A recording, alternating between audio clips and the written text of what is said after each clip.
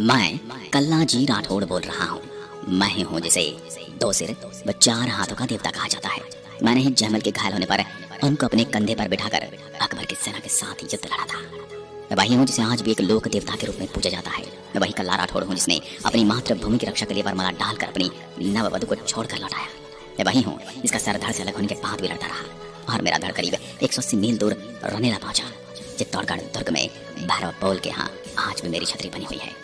अगर मेरे जन्म दिवस की बात करूं तो मेरा जन्म विक्रम संवत 1601 ईस्वी में मारवाड़ रियासत के प्रसिद्ध मेड़ता नगर में हुआ था। मेरे बचपन का नाम केसर सिंह था। मेरे पिता का नाम राव अचल सिंह था, जो कि सामियाना जागीर के राव थे। मेरे पिता की मृत्यु के बाद मेरा लालन पालन मेरे ताऊजी उमेद सिंह ने किया। कल्ला जी की पत्नी का नाम कृष्णा जी था। मारवाड़ की भूमि में जन्मा मैं बचपन से ही सर्वगुण संपन्न था। श्री कृष्ण की परम भक्त मीराबाई जी के वंश में जन्म लेना ही मेरे लिए एक सौभाग्य की बात थी। उसी वजह से मैं हर समय लोक कल्याण हेतु सदैव तत्पर रहता हूँ। मीराबाई जी मेरी बुआ जी लगती थी। दंत कथाओं और इतिहास में दर्ज तथ्यों की माने तो मेरी माता का नाम श्वेत कंवर जी था। वह परम शिव भक्त थे। उन्होंने कड़ा तप करके भगवान शिव और पार्वती जी को प्रसन्न किया था और वरदान स्वरूप आशीर्वाद के रूप में मुझे पाया था। अब मैं आपको मेरे अस्त्र शस्त्र और शिक्षा दीक्षा का परिचय करा देता हूँ। मैं बचपन से ही तलवार चलाने में निपुण था। मैंने तीर कमान, भाला और ढाल की उत्तम शिक्षा प्राप्त की थी। मैंने अश्वारोहण और पैदल युद्ध की शिक्षा दीक्षा भी ग्रहण की थी। मुझे बचपन से ही प्रसिद्ध योगी भैरवनाथ जी से सामान्य शिक्षा के साथ योगाभ्यास, औषध विज्ञान तथा अस्त्र शस्त्र संचालन में रुचि थी। मेरी कीर्ति संपूर्ण भारतवर्ष में फैल गई। वीरत्व और नेतृत्व के गुणों से मैं अपने साथियों का सिरमौर कहा जाने लगा। उस वक्त दिल्ली पर मुगल बादशाह अकबर का शासन था और उसकी नजर मारवाड़ पर पड़ चुकी थी। अकबर अपनी साम्राज्य विस्तार नीति के तहत मारवाड़ की ओर कूच कर रहा था, किंतु मारवाड़ की सीमा रक्षा मेड़ता के वीर योद्धा करते थे। जब मैं 22 वर्ष का था तब अकबर ने मेड़ता पर चढ़ाई कर दी और दोनों सेनाओं के मध्य घमासान युद्ध छिड़ गया। इस युद्ध में मैंने और मेरे चाचा जयमल मेड़तिया जी ने अद्भुत युद्ध कौशल का परिचय दिया था। 13 दिनों तक युद्ध चलता रहा, किंतु मुगलों की विशाल सेना के सामने मेड़ता की सेना बहुत दिनों तक युद्ध न लड़ सकी। राव जयमल मेड़तिया समझ चुके थे कि इस विशाल सेना के सामने टिक पाना मुश्किल है, इसलिए उन्होंने कूटनीति से काम लेकर अपनी सेना और परिवार के साथ मेड़ता से प्रस्थान करना उचित समझा। मेड़ता की समस्त सेना सहित जयमल जी ने चित्तौड़ की ओर प्रस्थान कर दिया। मेड़ता के वीर योद्धा मेरे साथ चित्तौड़ पहुंच जाते हैं। उस समय चित्तौड़ पर राणा उदय सिंह जी का शासन था और राणा उदय सिंह जी मेड़ता के वीरों का पराक्रम भली भांति जानते थे। उन्होंने सभी वीरों का भव्य स्वागत सत्कार किया। राणा उदय सिंह जी ने मेरे कौशल और शौर्य से परिचित थे, इसलिए उन्होंने मुझे एक महत्वपूर्ण कार्य दिया। मेवाड़ के अहम भाग 56 परगना रनेला में विद्रोह के स्वर उठ रहे थे। राणा उदय सिंह ने मुझे वहां शांति कायम करने हेतु भेजा और सुचारू रूप से शासन चला सके इसलिए मुझे रनेला का जागीरदार घोषित कर दिया। मैं अपने राज्य की जनता का दुख दर्द प्रतिदिन सुनता उनका निवारण करने लगा। उस वक्त रनेला के पास भौराई तथा टोकर पालों में दस्युओं ने आतंक फैला रखा था। इनका नेता गमिति पेमला था। दस्युओं ने पड़ोसी गांव की जनता का धन, अन्न, पशुधन की चोरी एवं कन्याओं का अपहरण कर ले जाते थे। इसे भौराई गढ़ में बंदी बनाकर दो शोषण किया जाता था। एक दिन डाकुओं ने रनेला क्षेत्र में करीब 200 गायें, बैल आदि चुरा कर भाग गए। जब मैंने दुखी जनता का वृतांत सुना तब मैंने अपनी मर्यादा को ध्यान में रखकर व्यक्तिगत रूप से तेमला को समझाने हेतु पत्रवाहक के रूप में विजय सिंह को भौराई गढ़ भेजा, लेकिन तेमला नहीं माना। मैंने अपने राज्य की जनता को तेमला के आतंक से मुक्त कराने के लिए भौराईगढ़ पर सेना से चढ़ाई कर ली। इस युद्ध में स्वयं मैं, तेज सिंह, विजय सिंह, रणधीर सिंह आदि कई रनेला वासियों ने भाग लिया। इस युद्ध में स्वयं कृष्णकांत वीरवेश धारण कर बहिन चपला सहित सेना के साथ लड़ाई लड़ रही थी। मेरे सेनापति रणधीर सिंह ने पेमला का सिर धड़ से अलग कर दिया। पेमला 4000 दस्युओं और 500 राजपूतों की बलि लेकर रणचिंडी की तरफ हुई। इस प्रकार मैंने अपने राज्य की प्रजा को पेमला दस्यु से रक्षा की। भौराईगढ़ विजय के फलस्वरूप महाराणा उदय सिंह ने मुझे भौराई और टोकर क्षेत्र व सेनापति रणधीर सिंह को पेमला का सिर काटने के लिए राठौड़ा ग्राम पुरस्कार स्वरूप दिया गया। इस प्रकार मैंने 56 तरह के राव की उपाधि धारण की। इस बीच मेरे विवाह की घड़ी आ जाती है। मेरा विवाह शिवगढ़ के कृष्णदास चौहान की राजकुमारी कृष्णकांता के साथ तय हो जाती है। कुछ समय पश्चात ही कुंवर मैं विवाह की निश्चित तिथि के दिन विवाह के लिए बारातियों सहित शिवगढ़ प्रस्थान करता हूँ। मैं दूल्हे की वेशभूषा धारण कर सिर पर मोड़ बांधकर ढोल नगाड़ों की धूमधाम के साथ अश्व पर सवार होकर बारात शिवगढ़ लेकर पहुंचता हूँ। जब तोरण के मंगलमय समय पर मैं तोरण छेद के लिए तलवार उठाता हूँ तभी मेवाड़ के सैनिक रण निमंत्रण लेकर आते हैं और कहता है चित्तौड़ पर अकबर ने विशाल सेना के साथ आक्रमण कर दिया है। चित्तौड़ पर संकट है। महाराणा और राव जयमल ने मेवाड़ की रक्षा के लिए युद्ध में तुरंत बुलाया है। महाराणा का बेड़ा ग्रहण कर कर्तव्य, स्वाभिमान और मातृभूमि की पुकार सुन तोरण पर उठी तलवार पुनः खींच विभव सुख रूप से राजकुमारी के ब्याह को छोड़कर मैं राजकुमारी कृष्णकांता से वरमाला ग्रहण कर राजकुमारी को पुनः आकर मिलने का वचन देकर सेना सहित चित्तौड़ प्रस्थान कर जाता हूँ। मैंने वचन दिया था मैं चाहे जो हो लेकिन मिलने जरूर आऊंगा। अकबर के आक्रमण की सूचना महाराणा उदय सिंह को युद्ध से पूर्व उनके पुत्र शक्ति सिंह से प्राप्त हो चुकी थी, जिस कारण महाराणा उदय सिंह ने बदनौर राव जयमिल मेड़ते को दुर्गाध्यक्ष और सेनाध्यक्ष नियुक्त कर दुर्ग की रक्षा का संपूर्ण भार उन्हीं को सौंप दिया था।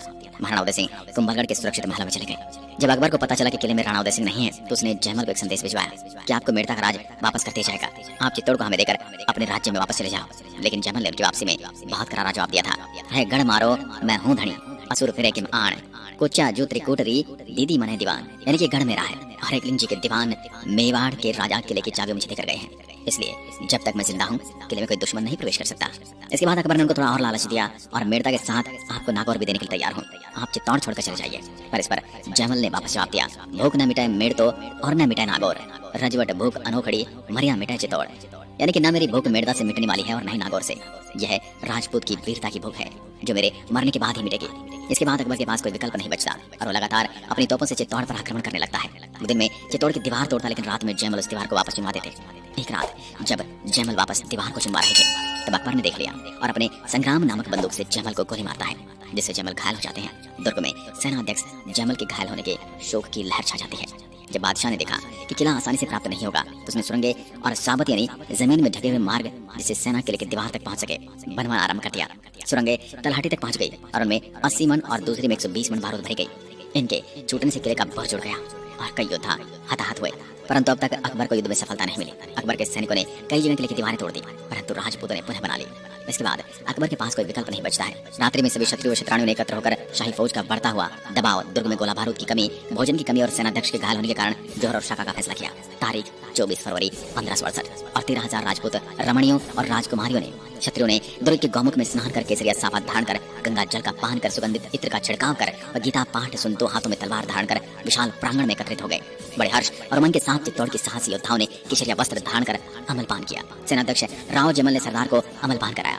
सेनाध्यक्ष के अंतिम मनोहार को चित्तौड़ की सेना ने बड़े प्रेम और सत्कार से स्वीकार किया। अब राजपूतों के उत्साह की कोई सीमा न रही। इस युद्ध में घायल सेनापति जयमल को लड़ते लड़ते युद्ध में वीरगति प्राप्त करने की इच्छा थी, लेकिन गोली जयमल की जांग में लगी थी। युद्ध करना तो दूर वो चलने फिरने में मजबूर हो गए थे। तब मैंने काका जयमल जी की पीड़ा को दूर करने के लिए अपनी पीठ पर बैठाकर युद्ध करने का फैसला किया। 25 फरवरी 1568 की सुबह राजपूतों व क्षत्रियों ने 2 हाथों में तलवार धारण कर और मैंने अपने 60 साल के काका जयमल जी को अपनी पीठ पर बैठाकर उनके दोनों हाथों में भवानी धारण कर मुगल सेना पर भूखे शेर की तरह टूट पड़े। किले के विशाल कपाट खोलकर आक्रमण कर दिया। जयमल पत्ता और ईश्वरदास आदि अपने प्राणों के मोह छोड़कर अपनी दोनों भुजाओं से तलवार चलाते हुए देशभक्त शूरवीर सैनिकों में शत्रुओं के साथ शत्रु तल पर भूखे शेर की भांति महाकाल बनकर टूट पड़े। शत्रुओं ने जय एकलिंगनाथ जय महादेव के नारों के साथ कई मुगलों को मार डाला। वहीं मेरा और वीरवर जयमल जी का चतुर्भुज रूप रणभूमि में कहीं भी गुजरता, वहीं वो शत्रु सेना का मैदान साफ हो जाता। ये देख शत्रु सेना मैदान से भागने लगे। बादशाह अकबर ने मुगल सेना को रण क्षेत्र से पीछे हटते देख राजपूतों पर मतवाले होने हाथी को छोड़ दिया। अकबर ने अपने विशाल हाथी की सूंड में तलवारें और झालरें और दुधारे खांडे बंधवाए। मधुकर हाथी को सर्वप्रथम आगे बढ़ाकर पीछे जा किया। जगना, जंगिया, अलय, सबदलिया, कादरा आदि हाथों को बढ़ा दिया। इन हाथियों ने राजपूतों का घोर संहार करना आरंभ कर दिया, लेकिन वीर क्षत्रिय राजपूत कहाँ मानने वाले थे। वे भीषण गर्जना का विशाल काय हाथियों पर खड़क लेकर टूट पड़े। बढ़त इसर बाड़िया बड़ंग तने बरियांग, हाड़ न आवे हाथियां कारीगर आरे काम। इस बीच कई राजपूतों ने मतवाले हाथियों से लड़ते लड़ते वीरगति प्राप्त की, जिसमें वीर ईश्वरदास ने असंख्य हाथियों का संहार कर मातृभूमि के चरणों में बलिदान दिया। वहीं महापराक्रमी पत्ता सिसोदिया को राम पौल पर एक हाथी ने पकड़कर जमीन पर जोर से पटक दिया। वहीं पत्ता सिसोदिया ने वीरगति प्राप्त की। सर्वदलन नामक हाथी जो एक राजपूत सैनिक को सूंड में पकड़कर उठा लिया। यह देख मैंने तलवार का भीषण प्रहार किया और मैंने उस विशाल काय हाथी की सूंड काट दी। हाथी वहीं धराशायी हो गया और वह राजपूत सैनिक भी उठ खड़ा हुआ। मुगल सेना अपने पूरे जोश के साथ राजपूतों पर हमला कर रही थी। ये भयंकर युद्ध में सैकड़ों घाव लगने पर राव जयमल का शरीर निश्चेष्ट हो गया। उनको भैरवपोल के पास ही भूमि पर रखकर मैं पूरे वेग से शत्रु की ओर छपटा। मैं दोनों हाथों से तलवारें चलाता हुआ युद्ध कर रहा था कि मुगल ने पीछे से फार कर मेरा सिर धड़ से अलग कर दिया। अब बिना सिर के मैं कबंध घोर संग्राम करता हुआ दोनों हाथों से तलवार लिए मुगलों की फौज को चीरता जा रहा था। इस हाल में देख मुझे शाही फौज रास्ता छोड़कर खड़ी हो गई। मेरा कबंध योग व देवी शक्ति और गुरु आशीर्वाद से कृष्णकांता की याद में आधुनिक मंगलवाड़, कुराबड़, बंबोरा जगत और जयसमंद होता हुआ रनेला जा पहुंचा। शिवगढ़ में राजकुमारी कृष्णकांत ने तपोबल एवं विशुद्ध स्नेह आकर्षण शक्ति से अनुभव कर दिया था कि कल्याणजी राठौड़ ने निवाड़ रक्षार्थ अपना शीश मातृभूमि को अर्पण कर दिया है और अपने दिए हुए वचन के कारण मुझसे मिलने आ रहे हैं। तब कृष्णकांत 16 श्रृंगार कर बहन चपला के संग शिवगढ़ से विदा लेकर रनेला की ओर आगे बढ़ने लगी। कृष्णकांत प्रिय मिलन को आतुर होकर दुल्हन के रूप में रनेला जा पहुंचे। रनेला में कलाजी का कमंद नीले घोड़े पर सवार होकर 2 हाथों में तलवार लेकर आया। मैंने राजकुमारी को दिए हुए वचन को पूरा किया और रनेला की पावन धरा पर अपना मानव देह त्याग किया। उस दिन मेवाड़ के वीरों ने ऐसी वीरता दिखाई कि महज 8,000 सैनिकों द्वारा 48,000 मुगल सैनिकों को काट दिया गया। अकबर ने किले पर कब्जा तो कर लिया, लेकिन सिवाय राख के उसके हाथ कुछ नहीं लगा। इस युद्ध के बाद अकबर को किले में कुछ नहीं मिला तो उसने बहुत बड़ा नरसंहार किया, जिसमें उसने 30,000 मासूम ग्रामवासियों को गाजर मूली की तरह कटवा दिया और उनकी मीनारें बनवाई। चित्तौड़गढ़ पर 2 ही बड़े नरसंहार हुए, जिसमें खिलजी ने किया, दूसरा अकबर ने किया। फिर भी वर्तमान में वामपंथी इतिहासकार अकबर को महान बताते नहीं थकते। इस पर आपका क्या कहना है, कमेंट में लिखकर बताएं। विधिवत चंदन की चिता तैयार की गई। राजपूत परंपरा के अनुसार कृष्णकांता ने सती होने के लिए कल्ला जी का कमंड गोद में लेकर चिता में विराजमान हो गई। हाथ जोड़ राजकुमारी के मन ही मन भगवान को स्मरण किया कि मेरे स्वामी का सिर मुझको प्राप्त हो। राजकुमारी के अस्तित्व की शक्ति से कल्ला जी राठौड़ का सिर भैरवनाथ व देवी शक्ति की कृपा से उनकी गोद में आ गया। तब मेरे शीश को कमंड से जोड़कर विक्रम संवत 1624 16 फरवरी 1567 में मेरे भाई जैत सिंह ने ईश्वर का स्मरण कर चिता में आग लगा दिया। इस प्रकार मेरा और महासती कृष्णकांत का प्रेम आज पूरे विश्व में अमर हो गया।